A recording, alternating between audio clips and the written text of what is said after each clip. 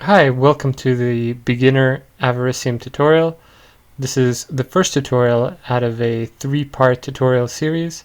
So the first part is the beginner part, the second part is the intermediate tutorial, and the third is the advanced tutorial. So the idea with the beginner part is that we will be going over the rules just enough so that you are able to go ahead and start trying out the game and playing with your friends. So I'll also kind of go over a little bit about how to change the settings. So if we go to avaricium.com, right, and we want to host a game, what we have to do is, well, here we have to enter a player name. Then we could choose the amount of players that we want the game to have. So you could choose between 2 and 6. So I'll just leave that at 2. And you could choose a board size, so between 4 and 10. So I'm going to choose board size 6 right here. I'm also gonna turn on this setting right here. So this creates a time limit, so kind of like a chess clock would. If you don't know how a chess clock works, I'll explain it in more detail later. So I'm gonna go and create the game, and what I have is I get this waiting room over here. Now, I'm using a second tab in order to simulate a two-player game. But normally, of course, you'd only use one tab, and then your friends could go and join your game from other computers or whatever. So here I have to enter a different name, and then I could just hit a join this game right over here. So this is what everything looks like when you start the game.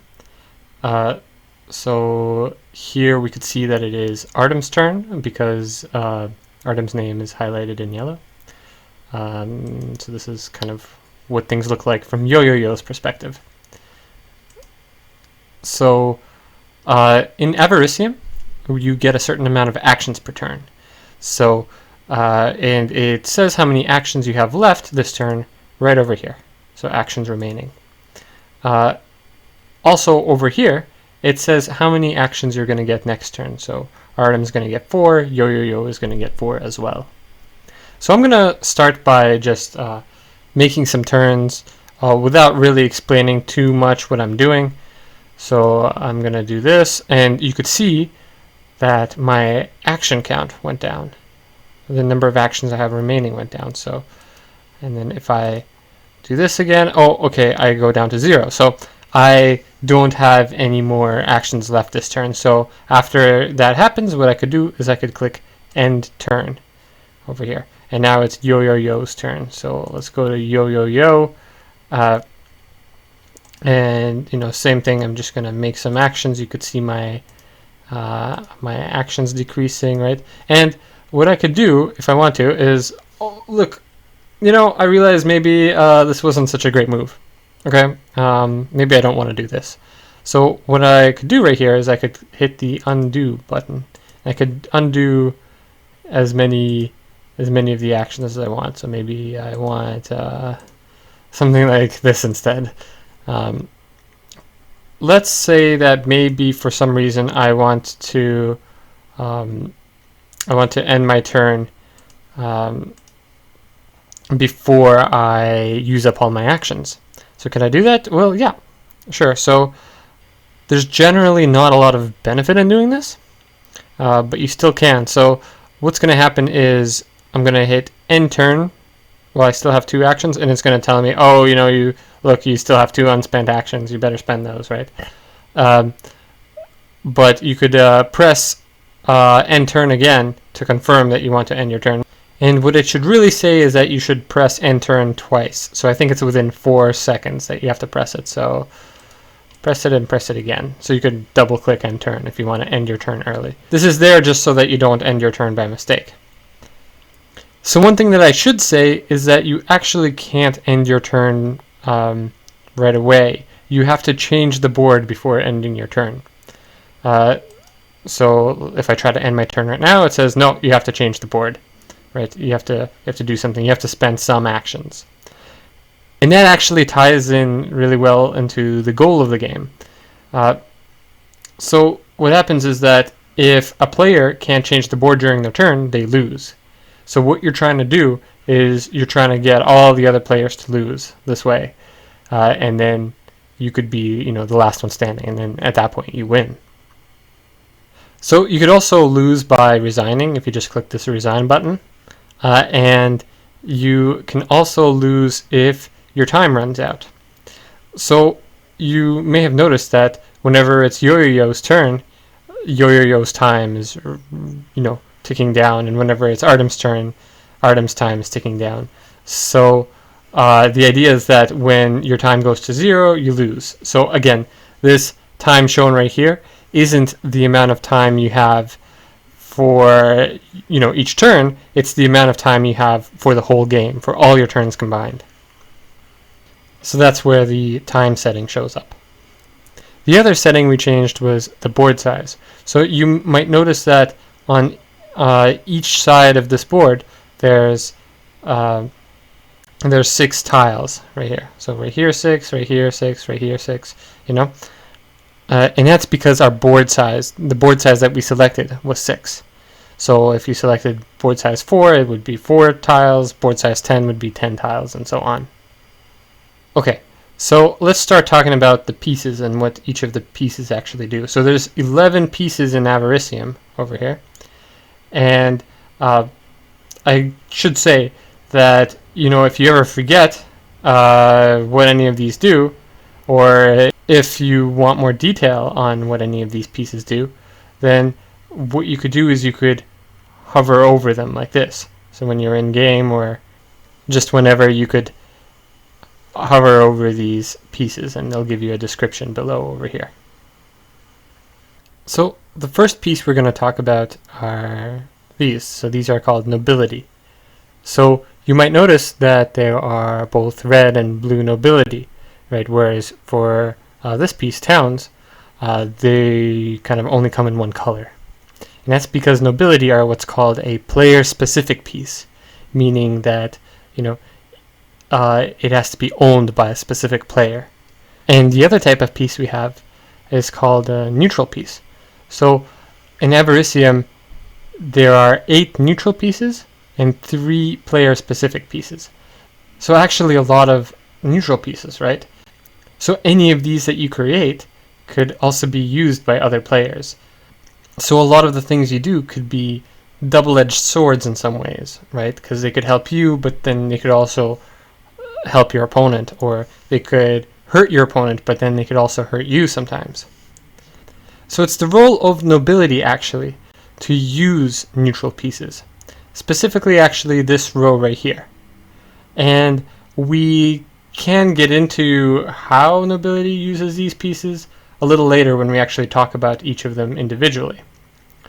But first, I want to say one thing about all player-specific pieces in general, and it's that they could move. They could move around, So how do we do this? So if I click a nobility, it'll show me everywhere that this nobility could move.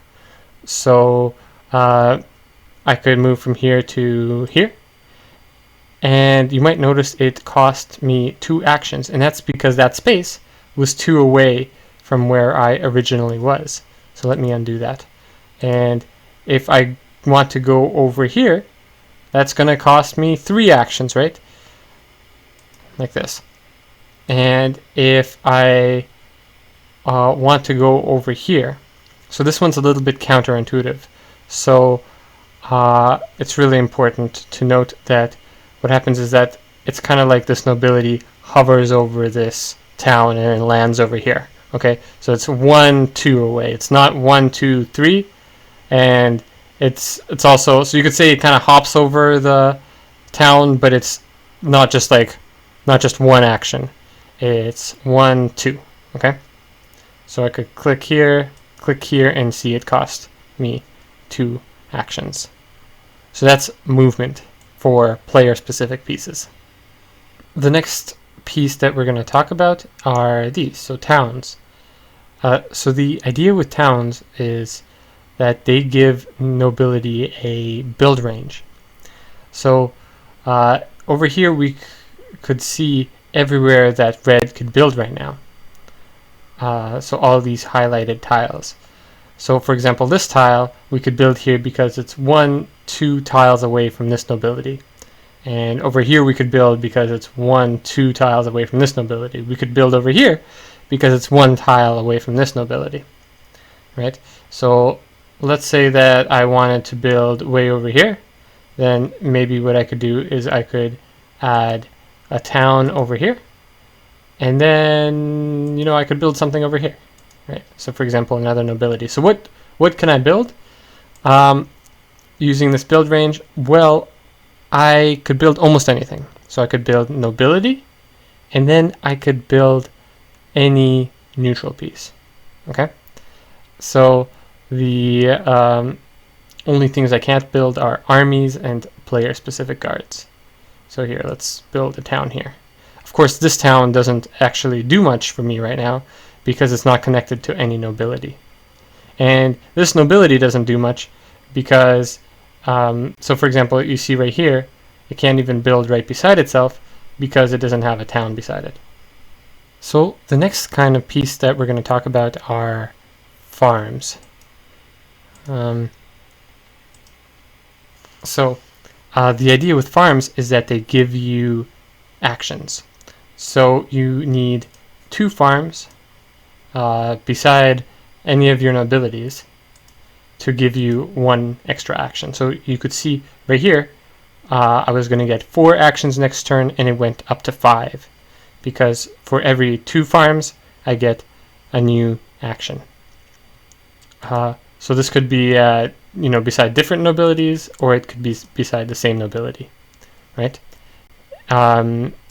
One thing to note as well is that each farm can only get counted once, even if there are 2 nobilities beside it. So you see my action count didn't go up, right, because I only have 1 farm. So I need 2 right here.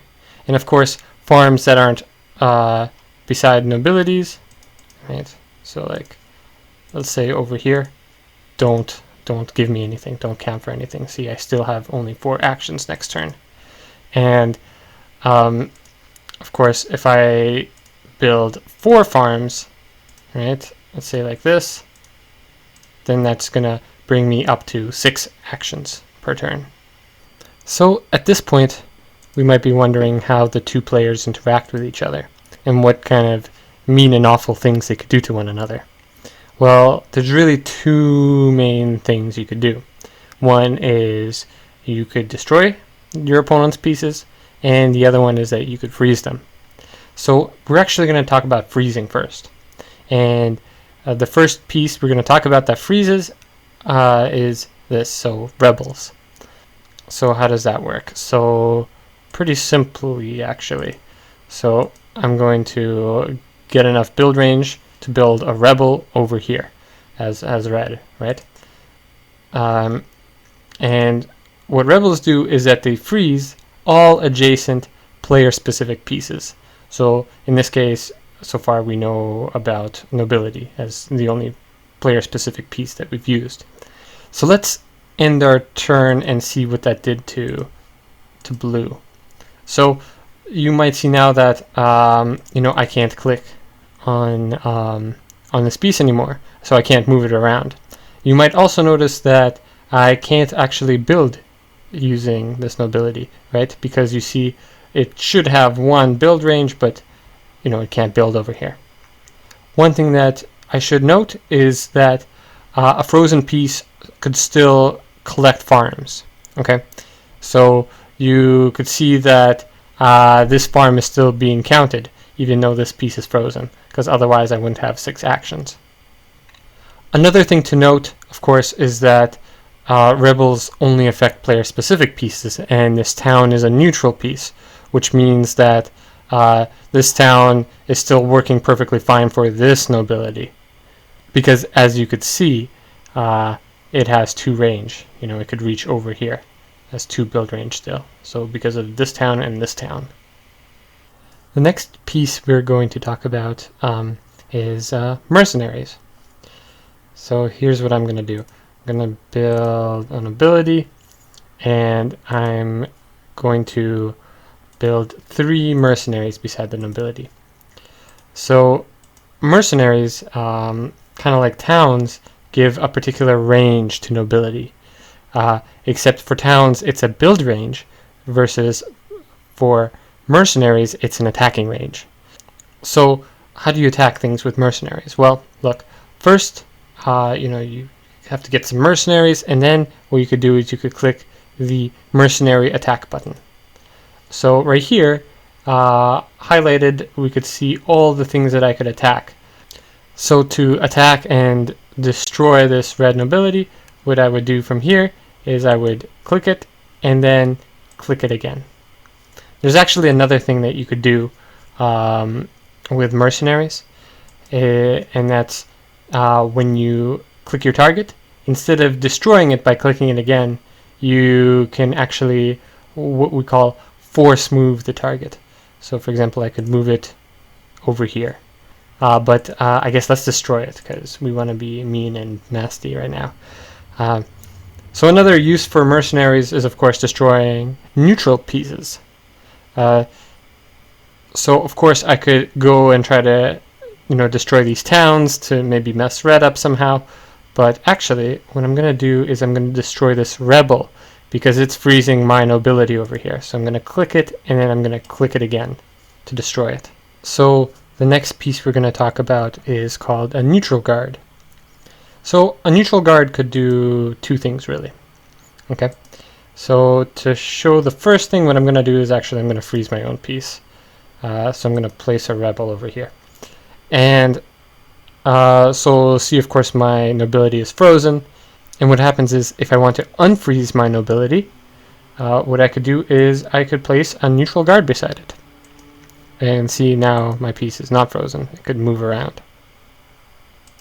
So the other thing that a neutral guard does is it prevents surrounding pieces from being destroyed. So here I'm going to go ahead and try to attack this nobility. And what I notice is that I can't click it again. I can't destroy it. I can only force move it. And likewise, I can't destroy this town because it's beside this neutral guard, and this neutral guard is protecting it. One thing I should say about guards, though, is that they could only protect a piece if it's not fully surrounded. Okay, so you could see that in the description for the neutral guard. So meaning that, so see, I made some actions here, and I kind of surrounded this red piece, and that's actually bad for the red piece, right? Because now I could destroy it, even though it's guarded. So we know how to make these 9 pieces over here, right? Like if we have an ability with towns beside it, right? It gives us a build range. It allows us to build these pieces. But what about armies and player-specific guards? Well, in some sense, these are kind of harder to make because you start off with towns and nobility, and you probably build more nobility, more towns, right? But what you have to do to build these 2 pieces is that you have to build barracks. So let's build some barracks over here. So what they do is they actually give me a different kind of range. So it's called a unit creation range. So it's very similar to a build range. In fact, there's like an indicator right here for empty tiles that are within my unit creation range. And what happens is that within my unit creation range, I could build armies and player-specific guards.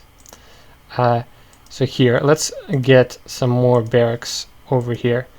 So now you could see, like all around over here, I can only build armies and player-specific guards. See that? And over here, this is only within my build range, not my unit creation range. So I click, and I could build these 9 pieces. And if I click somewhere that's within both my unit creation range and my build range, then I could build everything. So I'm going to start by building an army. Okay, and I guess I'm going to end my turn. So what an army does is that it's kind of like a rebel, only it's way better in the sense that, okay, look, if I go over here, I get frozen. So this army freezes player-specific pieces, but only player-specific pieces that are of a different color than the army itself. So another thing that armies can do is they could walk, just like nobility can, just like all player-specific pieces can. Except with armies, they're a little bit special because they could walk onto pieces and destroy them, like this.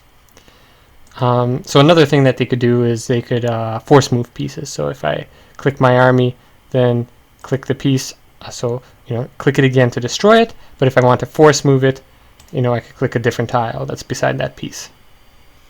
So the last piece I want to show today is player-specific guard. So player-specific guards act very much like neutral guards, except the difference is that they only kind of work in your favor. So it unfreezes only the red pieces, right? So normally this nobility would be frozen because of this army, but because of this player-specific guard, it's unfrozen. And the other thing too is that, again, like a neutral guard, it protects pieces from being destroyed.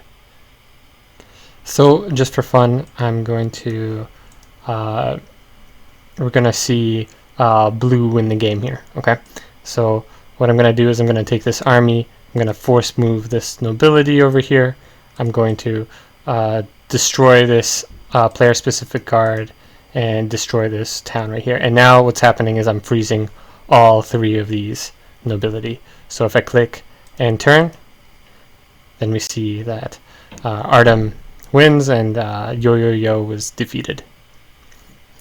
So that's going to be it for the beginner tutorial. If you want to know about roads or walls, or if you want to know more details about the pieces or the different settings that you could play with, then you could go ahead and watch the intermediate tutorial, or you could hop into a game right now and try out what you just learned for yourself. So I hope you have fun and enjoy your time playing this game.